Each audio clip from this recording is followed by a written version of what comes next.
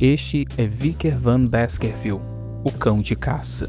Ele serviu a sua família por toda a sua vida, mas em uma noite foi acusado injustamente de trair sua lealdade e se aliar aos demônios. A sentença veio sem piedade, a lâmina da execução. Nos instantes finais, Vicker encarou o próprio pai e jurou vingança. Prometeu que se pudesse voltar seria um cão mais feroz, um cão que todos temessem. De repente, Vicker abre os olhos e vê um berço. Ouve o choro de crianças ao redor e se pergunta que lugar é aquele. Seu corpo está pesado e por um instante pensa estar no inferno. Mas não, para sua surpresa, está na mansão Baskerville. Ali Hugo Baskerville, o patriarca da família, observa os bebês barulhentos e os xinga de vermes insignificantes. Ele atravessa o berçário desprezando todos como lixo, até que ao passar diante de um bebê, um olhar o prende. Vicker conhece aquele homem. É Hugo, mas parece mais jovem. É então que percebe. Ele próprio voltou a ser um bebê. As lembranças o inundam. Por ser filho ilegítimo, crescera sem privilégios, moldado apenas como um cão de caça dos Baskerville.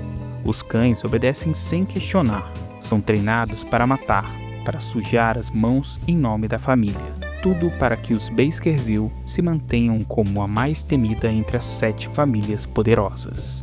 Mas o que Vicker sempre desejou era ser reconhecido por Hugo. Lembra-se de sua espada, do dia em que os portões do mundo demoníaco foram abertos, da longa guerra que terminou com a vitória dos homens. E lembra-se da recompensa por ter dedicado toda a sua vida à família, à morte. Com seus punhos frágeis de recém-nascido, Vicker jura que desta vez será diferente. Enquanto um bebê ao lado chora sem parar, ele faz sua promessa. Vingança contra Hugo Baskerville, ainda que preso no corpo de uma criança. Ele sabe o que precisa fazer, ser enviado ao berço das espadas. Ali, os filhos dos Baskerville engatinham até o rio Styx, um rio que, segundo as lendas, fortalece o corpo, mas nem todos sobrevivem. Vicker traça um plano. Tem a vantagem da memória de sua vida passada. Desta vez, não deixará que seus irmãos o ultrapassem. O dia chega e a família Baskerville observa. E Vicker se lança ao rio. A criança afunda nas profundezas. Enquanto mergulha, pensa que um novo começo pode moldar seu futuro. Prende a respiração e força o corpo além dos limites. Demora tanto tempo submerso que deixa os observadores em alerta. Hugo, por outro lado, está em êxtase. Pergunta ao mordomo Barrymore quanto tempo o bebê está ali embaixo. A resposta: 7 minutos. Hugo ordena que o garoto volte, e Vicker o escuta. Mesmo com os pulmões em chamas, luta contra o desespero até o último sopro. Quando o ar o abandona, entra em pânico. Tenta se acalmar, mas está à beira do fim. Então, uma mão o puxa para fora da água. É Hugo. O patriarca fita os dentes da criança, já crescidos de forma anormal, e sorri, satisfeito. Pergunta o nome do pequeno. Barrymore responde: Vicker Van Baskerville. Hugo gosta do que ouve, fica feliz em saber que entre seus filhos há um tão ganancioso. Vicker, porém, deseja mais. Quer que Hugo o ame, sim, mas apenas para que nunca desconfie de suas presas, pois um dia, afiadas, elas rasgarão o pescoço do patriarca, e ele exterminará os Baskerville com suas próprias mãos.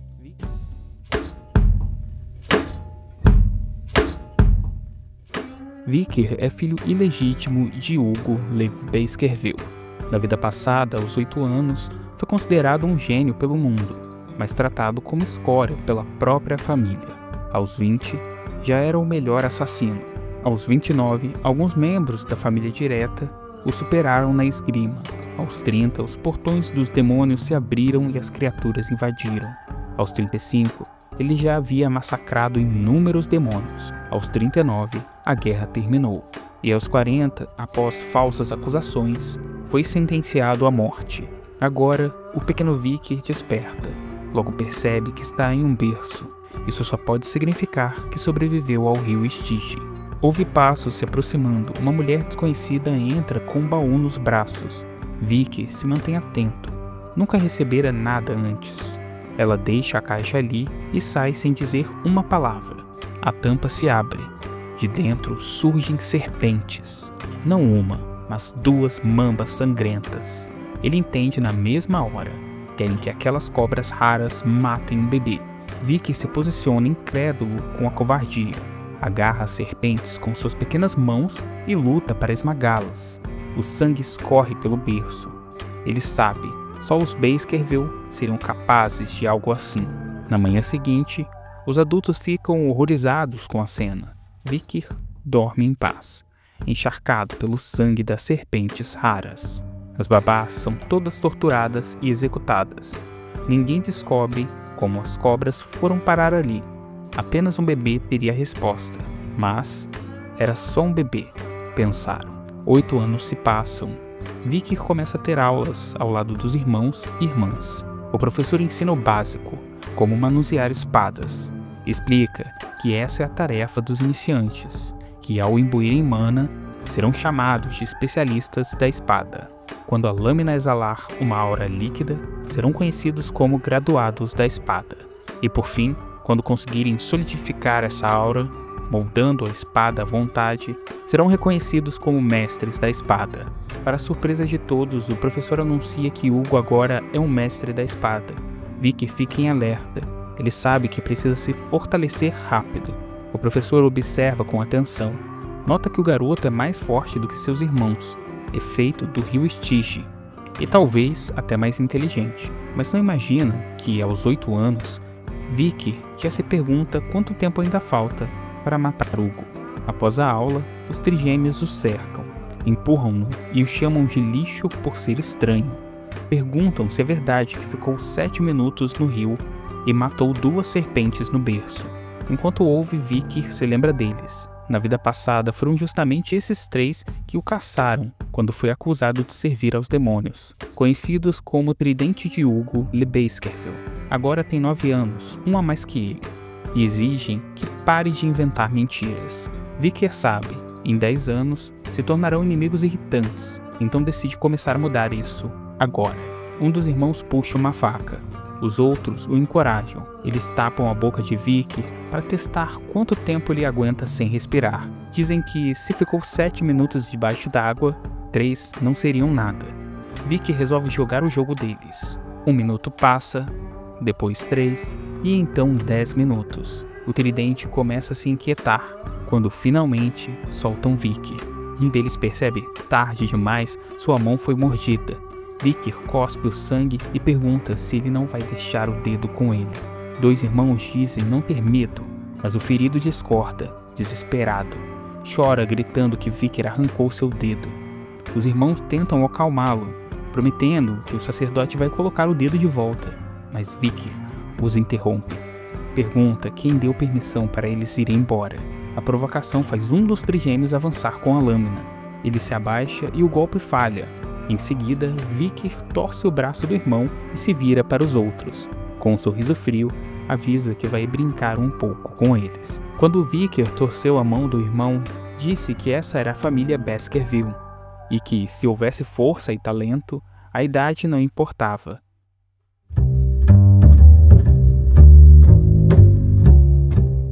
Ele os encarou e o medo tomou conta dos trigêmeos. Nisso, ele avança contra um deles com um soco no rosto, derrubando-o diante dos outros 2. O segundo o desafia e recebe um chute direto na face. Vicky afirma que, se tratados rapidamente, poderão se recuperar. Abaixa-se, pega a lâmina caída e declara sua sentença. Não deixará que saiam dali tão facilmente. Ficariam marcados, aleijados para o resto da vida. Os olhares em desespero dos irmãos o divertem. Então Vicky revela que será generoso com apenas um deles. Os 3, apavorados, perguntam qual seria. Vicky olha com um olhar cruel e responde que eles mesmos devem escolher. Avisa que não esperará por muito tempo, apenas um viverá. Os trigêmeos, antes inseparáveis, começam a lutar entre si, entregues ao próprio medo. Vicky sorri em silêncio, satisfeito ao vê-los se destruindo. Assim, o tridente de Hugo se despedaça. Enquanto isso, Barrymore O mordomo informa ao patriarca que o clã rival dos Morg reivindica a mina de rubis. Hugo responde que deixem que venham dizer isso pessoalmente e pergunta se há algo mais. Barrymore relata a avaliação do castelo das crianças. Vicker começou em primeiro lugar na prova escrita. Hugo se mostra interessado e pergunta sobre a prova prática. O mordomo diz que acontecerá em 5 dias. Mas há mais. Barrymore relata também a briga no castelo. Ninguém morreu, mas os trigêmeos estão feridos e traumatizados. Lutaram contra um irmão mais novo, 1 ano abaixo deles, Vicky. Pouco depois, Vicker é chamado aos aposentos de Hugo. O patriarca o recebe e diz que soube dos acontecimentos. Vicky responde que eles mereceram. Hugo retruca que não fala das feridas físicas, mas de terem o coração despedaçado. Agora os 3 não se falam mais. E isso é uma perda para o clã, já que juntos formavam um ataque triplo perfeito. Vicker sorri, sem remorso. Hugo pergunta se ele não acha que fez algo errado. O garoto responde que não. Não é culpa dele ser o mais forte, e os mais fortes não cometem erros. Hugo revela que os irmãos vieram mais cedo para perdoá-lo. Vicker acha estranho. Lembra-se de sua vida passada, quando a última filha de um clã exterminado por Hugo suplicou por misericórdia. O patriarca respondeu que perdão é apenas a desculpa dos fracos, incapazes de se vingar. Agora, Vicker repete essas palavras diante dele. Hugo gosta de ouvir. Diz que o garoto compreendeu bem o lema dos Baskerville. Em seguida, ordena a Barrymore que o leve ao armazém de comidas e lhe dê o que quiser, mas apenas o que for capaz de carregar. Vicker sorri e pede chocolate. Quando está prestes a sair, Hugo chama de filho e ordena que vá bem nas próximas provas. Pede ainda que não perca para ninguém da família principal. A fúria queima no olhar de Vicker, mas ele responde apenas com um sim. No armazém, Barrymore mostra-lhe os chocolates. O menino recusa os processados, quer apenas as sementes de cacau. O mordomo se surpreende, mas atende. O cozinheiro avisa que a semente é forte demais e pode render 100 litros de chocolate. Vicker mastiga as sementes amargas ali mesmo, sob o olhar intrigado de Barrymore. O mordomo então entende. O garoto leva a sério as palavras do patriarca e aproveita para consumir o máximo de chocolate ainda no armazém. O cozinheiro pergunta se deve processar as sementes e entregá-las depois em seu quarto, mas Vicky recusa. Barrymore, observando, conclui que o jovem mestre tem mesmo uma natureza singular. Mas a verdade é que Vicker tem outros planos. As sementes não são apenas alimento, serão sua arma, e na prova prática que se aproxima, abalará os Baskerville.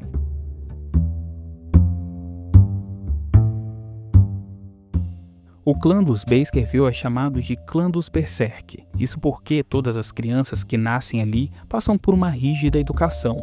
Aprendem a escalar logo após aprenderem a andar, sem direito a descanso.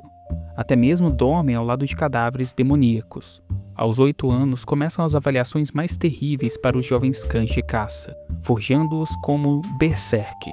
Chega o dia da avaliação prática de Vicker, o teste de sobrevivência.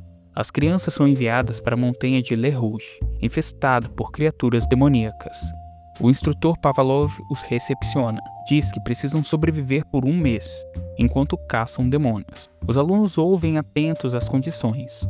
Ganham 10 pontos se salvarem a vida de alguém, 30 pontos se salvarem sem ferimentos graves, 50 se eliminarem outro participante, 70 se caçarem criaturas demoníacas e 90 se cumprirem todas as condições. Em seguida, um broche é entregue a cada jovem cão de caça. É dito que, se roubarem o broche de alguém, recebem os pontos extras. Os alunos entendem a missão. O instrutor aconselha a não ultrapassarem a área restrita, pois fora dali existem criaturas além dos níveis deles. E por fim, avisa que os cavaleiros guardiões vão secretamente avaliá-los. Os outros garotos reconhecem Vicky e cochicham que ele foi quem ficou 7 minutos debaixo d'água e matou as cobras ainda no berço. Vicky ignora os sussurros. Está concentrado na Montanha Rouge, lembrando que faz tempo que não vai até lá. Ele passa pelos trigêmeos que nem têm coragem de encará-lo. O instrutor ergue o sino que marca o início da prova. Assim que o som ecoa, os garotos saem correndo. Vicky sabe que precisa garantir uma posição vantajosa no começo. Seus irmãos planejam segui-lo, Enquanto isso, o tridente não consegue entrar em consenso e se separa. O instrutor observa os meninos e pensa que a avaliação não encoraja ninguém a matar, mas também não impede. Alguns alunos já decidem seguir por esse caminho. Mesmo assim, ele espera que os guardiões garantam que as mortes sejam mínimas, afinal, precisam de cães de caça. Os cavaleiros guardiões se infiltram na montanha. Um deles segue Vicky. Vicky se acomoda sob uma árvore e, em voz alta, diz que escolheu aquele lugar para passar as férias. O guardião estranha, já que o garoto é promissor. Vicky junta madeira, enquanto os outros duelam. Vicky descansa, enquanto um urso demoníaco ataca o trio. Vicky se deita para dormir e o guardião se decepciona. Por dias, o guardião vigia as férias do garoto e começa a duvidar dos rumores. Decide então abandoná-lo. Só então Vicky percebe que está realmente só. Ele se lembra de um acampamento do passado, quando lhe disseram que o cacau era a melhor forma de mascarar o cheiro de carne. Olhando para a fogueira imensa, ele se satisfaz. Seu acampamento está perfeito. Agora é hora de caçar. Alguns dias se passam. Ele avança até a fronteira da montanha, pula a cerca e invade a área proibida. O cheiro da morte paira no ar. As criaturas estão próximas. Encontra um excremento queimado e sabe que só existe uma fera capaz de produzir aquilo. Pouco depois, se depara com um cão do inferno e se alegra. O cão do inferno encara Vicky, tentando amedrontá-lo. Vicky se lembra de quando enfrentou um desses pela primeira vez, aos 18 anos. Agora, com apenas 8, sabe que não tem chance em um combate direto, mas ele tem um método.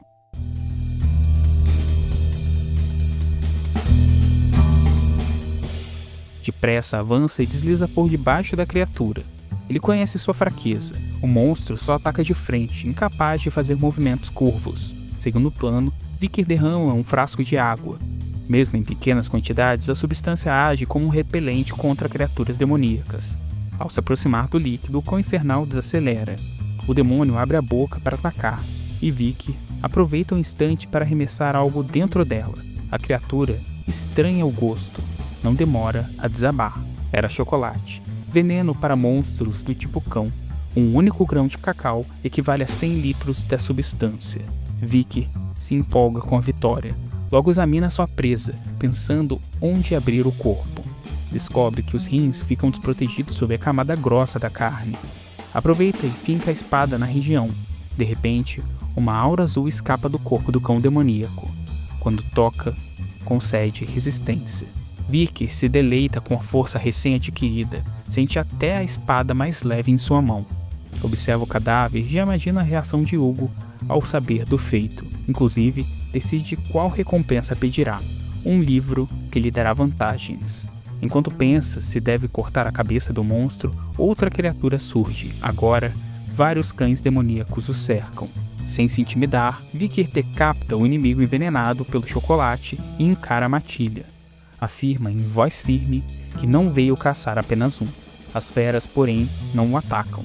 Confuso, ele olha para trás e entende o motivo. Um Cerberus o observa.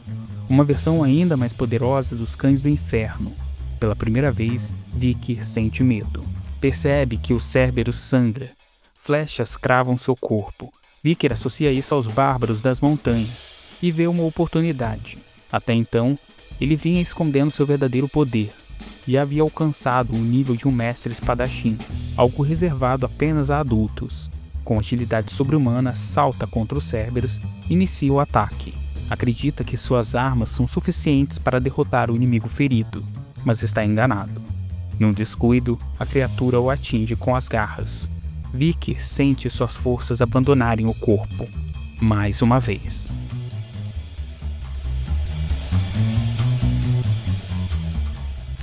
E esses foram os primeiros capítulos de Cão de Caça. Se você quiser saber como continua essa história, nos ajude a bater a meta, que é de 100 comentários e 200 curtidas. Então vamos nessa, galera, se inscreve aí no canal e eu te espero no próximo vídeo.